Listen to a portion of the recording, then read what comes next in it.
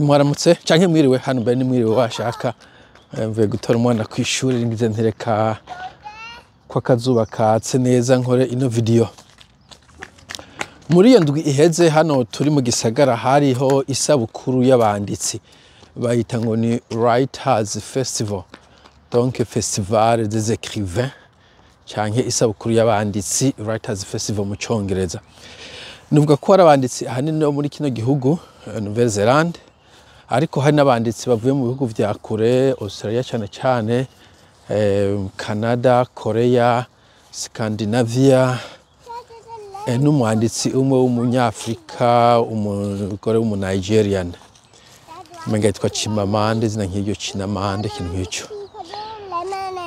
Hanyuma that's the tea, let's go home, there's no more lemons. Hanyuma uwo muntu ico nashaka kuvuga nuko kenshi na kenshi usanga ibintu nk'ivyo kenshi na kenshi ntituba turimo abantu babirabure, ariko naza ko ino birumvikana turi bakeyi. Ariko ico nashaka kuvuga nuko su kwandika, nashaka kuvuga ku bintu vyo gusoma. Nibaza ko kenshi na kenshi abazungu bibaza ko tudasoma. Vyumvikana kuko nk'ubu nka jewe nk'ubu igihe nari ku ishuri muri secondaire, kubera nari muri interna mu mashuri y'indaro, narasoma cyane ko atakindi nari mfise nkora.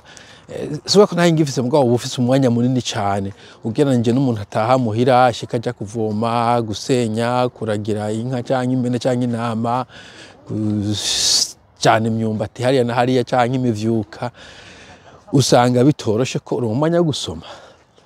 Nino rero turiyo tuhashitse usanga hari ibikorwa byinshi bivuna, ku buryo usanga ubwa mbere ukora amasaha menshi, hanyuma uheje gukora ugataha urushe, ku buryo ivuga ngo ushikira mu bikorwa, thank you, bivuga ngo ushika ukora ibikorwa byinshi, gushika usoma ibitabo, ivyo ntibishoboka. Ushitse muhira icyo ukora urishira kwa amazi, ukarya ibyo kurya, uburusha ukacuryama. Cyaka ufise abana nk'uku, abana nibo bagutwara umwanya wose, haba n'iminsi y'ama weekend. Gusoma no kuvuga usanga wavyihojeje. Naje nuva ko nahoze gusoma neza haraheze imyaka myinshi, mbere wanacaka mvuye i Burundi sindazoma neza kubera umwanya atamva mfise. Ariko icyo novuga, umuntu arose umwanya gusoma ni vyiza. Ni vyiza uti gute? Ubwa mbere ugusoma biragufasha kwiga ururimi. Anshatse kuvuga nk'ubu uri gusoma igitabo cy'igifaransa cyangwa cy'ikirundi cy'icongereza, usanga hari amajambo menshi ugiye uramenya canke amungane canke uko imvugo wiga ugereranije n'igitabo uri kurasoma. No mu kirundi ko atabitabo vyinshi abantu basohora nyene kubera bitoroshe ko arundi bagore bitabo. Nibaza ko no mu kirundi kurasoma igitabo cy'ikirundi hari amajambo tahura, kurya twavyumva mu migani, ariko bikaba vyanditse, ukamenya gukoresha amajambo amwe utaruzi gukoresha utarasoma ico gitabo. Ico ni cyambere, biragufasha kwiga ururimi, na cyane cyane iyo nka rurimi atari kavukire, igifaransa, icongereza. Cyangwa no mu kindi gihugu aho washoboye kwiga urundi rurimi ukaza urasoma ibitabo vyaho. Harabumva n'abaja muri za Chine, za Norvege bakiga ururimi rwaho. Ico ni kimwe kigufasha. Icya kabiri, uriga ikintu iyo uriko urasoma igitabo kenshi na kenshi, usibye kumbure n'ibitabo mbere uvuga nka bijya bimeze nka fiction, hari usanga wizemo ikintu. Ariko ibitabo byinshi bitari nka fiction kenshi na kenshi biba bifise ubutumwa biriko biravuga. Ashobora ko ari muri kahise, igitabo kivuga ku Buyapani, kuri Amerika, ku Budagi, ku ntambara y'isi yose, ukiga. Urashobora kwiga ku bijanye n'imibereho y'abantu, uri kurasoma ibitabo vya filozofi, kumva ko abantu bari babayeho mu Bufaransa mu myaka yahera canke mu Rusiya canke ico gihugu cyose uri kurasoma muri ico gitabo umwanditsi yacanditse avamo. Urashoboye kwiga ibijanye n'ubuhinga, za science, za technology, bivanye n'igitabo uri kurasoma. Nimba uri kurasoma igitabo nk'akaroro nk'ingene Steve Jobs yatanguye irya company Apple, canke ingene Microsoft yaduze, urazuriga amajambo mashasha mu bintu vya technology utari usanzwe uzi utarasoma ico gitabo. Donc harimo kwiga, ico ni cya kabiri. Ikindi reka ndeke no guharura bidaba binyura mu mutwe.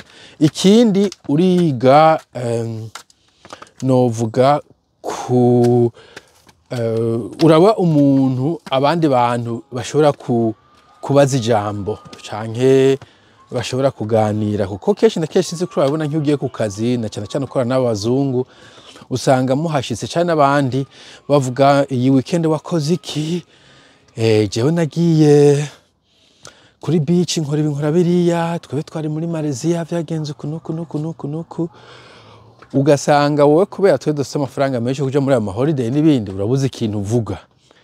Ariko iyo wisomera nk'igitabo cawe kuko byo ntibizimvye ushobora no gutora igitabo ca gusa muri library canke bibliothèque aho utuye, nta gitabo je nigera ngorana je nkoresha ibitabo vyo ku buntu, ukavuga uti oh jewe nta hantu nagiye nicara muhira nisome kino gitabo ca naka, kandi ubu ufise ibintu byinshi uvuga ku gitabo wasomye, nawe wasoma page ane nawe wasomye gusa resume yacu, ubu ufise ibintu ushobora kuvuga birengeye n'umuntu yagiye hanze, kandi kenshi na kenshi wasoma igitabo kiri interesa ukagira interpretation yacu neza, urashoboye abantu barakumviriza. Mbega nico navuga hamwe nico igitabo kiragufasha kuronka ubushobozi bwo kuganira n'abandi bantu canke guharira no kuvuga kuterera ivyiyumviro kuri iki canke kiriya. Ejo bundi nari kuri Facebook, hanyuma sinzi umuntu yari yavuze ngo hari ibintu bikorera kuri kaminuza shaka kubirandira kuko je ntavyo nzi njya kaminuza ntanyo nagiyeko, ariko nje nibuka ko njya kaminuza nubwo ntagiyeko hari abantu bagiye bicigwayo, abantu bagiye bakomerekerayo ibintu nk'ivyo. Nje navuga nti iyo kaminuza yacu rero imeze nka gulag. Mbaza ikibazo uwo muntu akibajije na commentaire kunagize ko commentaire yiwe acabaza ngo ajambwa ngo sinabitahuye. Vyumvikana gulag ni ikintu cabaye mu Burusiya bwa kera rya Union Soviétique, abantu bose bakizi.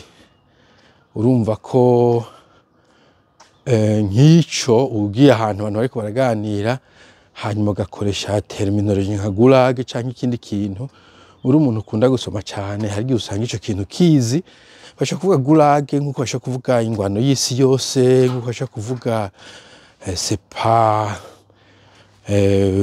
Hitler canke wundi muntu wo muri kahise Shakespeare canke George Orwell nk'abasoma icongereza, utabo bantu utigeze ubumva wowe ucumenga ikiganiro kiragucika canke ivyiyumviro bariko baraterera wowe ntukibaye umuparticipant, wowe ntukibaye uri umuntu ushobora gutera ivyiyumviro hamwe n'abandi. Ivyo rero yusoma kiragufasha.